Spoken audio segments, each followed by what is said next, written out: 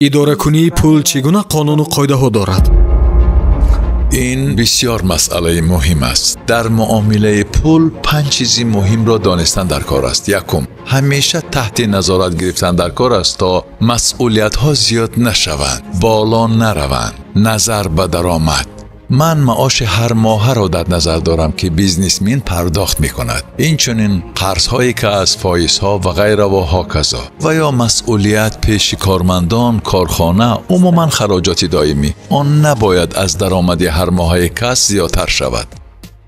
агар кас хато карда кормандони нодаркорро ба кор гирад, масъулият ва ё ҷойҳои нолозимро ба иҷора гирад, дар як мавсим кор хуб бошаду дар мавсими дигар хеле бад, пас хароҷотро баровардан номумкин аст.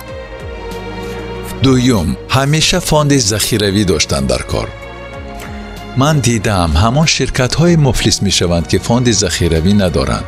вақте кас фонди захиравӣ дорад, ҳангоми пандемия, лаҳзаҳои душвор, беқуршавии пул ва буҳрон шумо сармояе доред ки барои тоб овардан ба чунин душвориҳо кӯмак мекунад.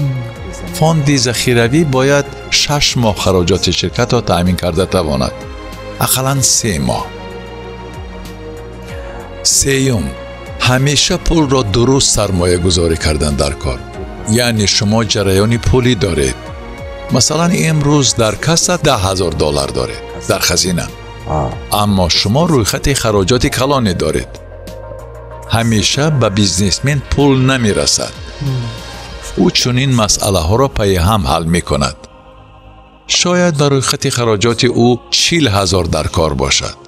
одатан ҳамин хел мешавад. ана ҳамин $10,000-ро шумо бояд дуруст сармоягузорӣ кунед. дар аввал ба имидж сохтан, барои бренд сохтан сарф кардан дар кор нест. дар аввал пулро ба он сармоягузорӣ кунед ки ба даромадатон мустақиман таъсири мусбӣ мерасонад. он чӣ ки мустақиман таъсири мусбӣ мерасонад. мебелҳои гаронбаҳо харидан шарт нест. он даромадро зиёд намекунад. дар навбати аввал пулро ба он сармоягузорӣ кунед ки ба даромад мустақиман таъсири мусбӣ мерасонад. афзалияти система. дуюм, ба он чиз сармоягузорӣ кунед ки бевосита ба даромад таъсири мусбӣ мерасонад ва инро дақиқ фаҳмидан хеле муҳим аст.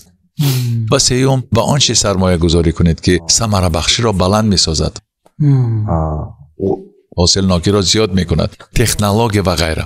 чорум, ба он чиз сармоягузорӣ кунед ки шароит муҳайё месозад. шароите ки барои инсон кор кардан осон бошад. ва панҷум, бренд, имидж ва ғайра. мисол, ширкат хеле олист, хеле бақувват аст. агар роҳбари қавиро дур карда роҳбари заифро монед, ӯ бизнесро муфлис мегардонад. ҳарчанд он ширкат то имрӯз даромади хеле хуб дошт, пайваста ҷараёни пулӣ дошт, аммо агар роҳбари заифро монед, ӯ ширкатро муфлис месозад. чаро муфлис месозад? чунки тавре пештар гуфтам, ресурсҳоро нодуруст истифода мебарад, манбаъҳоро нодуруст. яъне қарорҳои ӯ нодурустанд?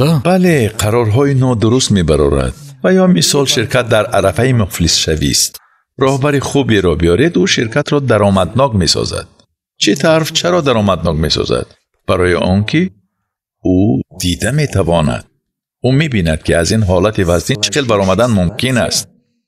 ӯ стратегияро коркард мекунад ва аз ин ҳолати вазнин аз нуқтаи А ширкатро ба нуқтаи Б бурда мерасонад.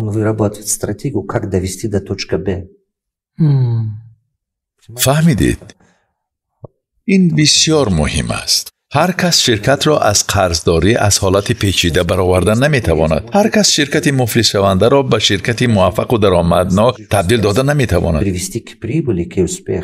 ин корро роҳбари қавӣ карда метавонад. чизи дигар вобаста ба идоракунии пул. хеле муҳим аст ки қарзҳо аз ҳад зиёд нашаванд. аз ҳад зиёд қарздор будан таваккал аст. таваккали калон аст.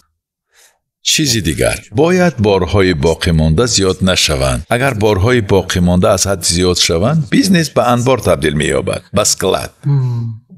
ба сармояи бузурге ях карда мемонад, аммо даромаднокӣ якбора паст мешавад. мисол, фарз кардем ки ширкат ба арзиши $200 миллион бор дорад. аммо ҳар моҳ $30,000 гардиш мехӯрад. яъне аз $200 миллион ҳамагӣ $30,000 кор мекунад. من چنین حالتها را بسیار دیدم. من بچه را دیدم که به $2 میلیون بار داشت. من تنها بارش را در نظر دارم، تجهیزاتش را نه. تنها بارش $2 میلیون، اما در یک ماه به ارزش $150,000 بار می فروخت و او باز پول کافته می گشت. و او برای گردش بار پول در کار بود و من می گفت که برایم دایم بار و غیره نمی رسد. این نادرست اداره کردن ریسورس هاست. همه این چیزها نقش کلان می بازند، اما این چیزها را جزءاً از درون دانستن در کار. من حالا نقل می کنم و مرا کسی می فهمد که از همین درد عذاب می کشد. کسی که این درد را ندارد گپ‌هایم برایش افسانه است. او اهمیت نمی دهد. دنیا عجیب است، همین خیل است. این را کسی می فهمد که عذابش را کشیده است. کسی که از کیسه‌اش پول داده است می فهمد. برای کسی که یگان تنگ خرج نکرده است این گپی خالی است. گپ‌های زیباست. احتمال حیات چنین است. пулро чӣ тавр нигоҳ доштанд ва ё ҷамъ карданд дар кор? بله، این مسئله خیلی مهم است. کس پول کار میکند پول نیست، پول کار میکند پول نیست. بله، برای آن که برابر درآمد خراجات نیز می افزاید. احتیاجات زیاد می شود. امروز $500 خراجات کردن مقرر است. پگاه $1,000 کار میکنی و آن را صرف میکنی. بعد 2,000 کار میکنی باز نمی رسد. 5,000 کار میکنی باز نمی رسد. برابر درآمد خراجات نیز می افزاید. طلبات تغییر می یابد. کس می‌خواهد لباس و ماشینی گرانبهاتر، خانه خوشتر و زمانوی داشته باشد و زندگی هم گرانبهاتر می شود. سال به سال نرخ همه چی بالا می رود. مثلا سالهای 2000 چیزی را که به $100 می خریدید حالا خریده نمی توانید. آنچه را که سالهای 2000 به $100 خریده می توانستید حالا خریده نمی توانید. نرخ همه چی طرف بلند می شود. همه چی، محصولات، لباسواری، خدمت رسانی ها، نرخ همه چی. از این رو کس پولی خوب کار میکند اما پول نیست. باز پولی خوب کار میکند اما باز هم پول نیست. نخست باید از چی سر کرد؟ نخست بودجت را دقیق قید کردن در کار. بودجت خراجات را. من کتابی دارم با نام من و پول. من در آن مفصل سیستم اداره کنی بودجت عائلوی را فهماندم. انا همان سیستم دلخواه کس را با دلخواه درآمد و معتدلی اقتصادی برده میرساند و چون معتدلی اقتصادی تشکل یابد آنگاه کس امکانات پیدا میکند تا آزادی اقتصادی داشته باشد. برای همین پول را به طور سیستموی اداره کردن خیلی مهم است. خوب است اگر نه انسان بلکه سیستم قرار قبول کند. انسان باید به سیستم تابع باشد. برای چی؟ برای آن که انسان به همه چی میل و هوس دارد. هر بار وقتی پول را می‌بیند در حال فکر می‌کند در کجا صرف کنم، چی خرم، چی کار کنم. بار دخترچم پیشم دویده آمد و گفت پدر جان پول دهید. من گفتم چی می‌خوای؟ گفت یگان چی خریدن می‌خوام. گفتم محض چی؟ گفت نمی‌دانم. من فهمیدم. معلوم می شود که از ایام کودکی ما همین کلان می شویم. در کودکی ما چیزی خریدن می خواهیم. بعد کمی کلان شده باز چیزی خریدن می خواهیم. ما همیشه چنینیم. و ما همین خیل به مغازه رفتن پسند است. چرا می روید نمیدانید. ولی حتما از آنجا چیزی می خرید. شما ضرورت صرف کردن پول را نداشتید اما می خرید. برای همین ترتیب دقیق اقتصادی داشتن در کار.